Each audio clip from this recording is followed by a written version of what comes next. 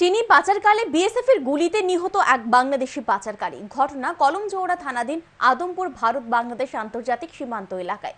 নিহত বাংলাদেশি পাচারকারীর নাম আনোয়ার হোসেন, বয়স ৪৫ বছর। তার বাড়ি বাংলাদেশের বাক্সিমূল ইউনিয়নের মিরপুর গ্রামে। ঘটনাকে কেন্দ্র করে সীমান্ত এলাকায় চাঞ্চল্য বিরাজ করছে। রাজ্যের সীমান্ত এলাকাগুলি দিয়ে পাচার বাণিজ্য অব্যাহত রয়েছে। সীমান্ত রক্ষী বাহিনীর জওয়ানদের চোখে ফাঁকি দিয়ে প্রতিনিয়ত রাজ্য থেকে বাংলাদেশে পাচার করা হচ্ছে চিনি।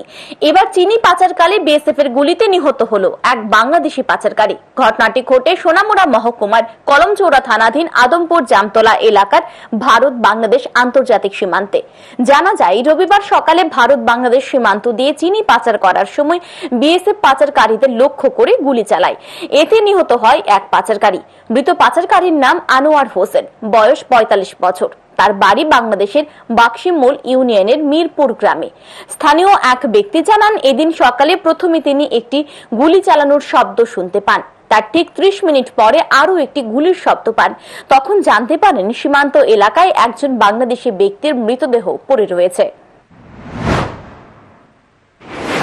উনি আসছিল কি কারণে আসলে বলতে পারবো না, এদিক দিয়ে আসছিল। তো পরে বিএসএফ গুলি করছে, গুলি করে উনি পড়ে গেছিল।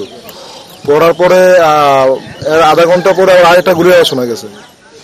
আমার মনে হয় যে প্রথম গুলিতে উনি মারা যায় নাই, পরে ওনারা নিয়ে যায় আমাদের সমস্ত তথ্য, ওনার বাড়ি কোথায় কি আসে বিষয় সব তথ্য নেওয়ার পরে গুলি দিয়ে ওনারা মারছে।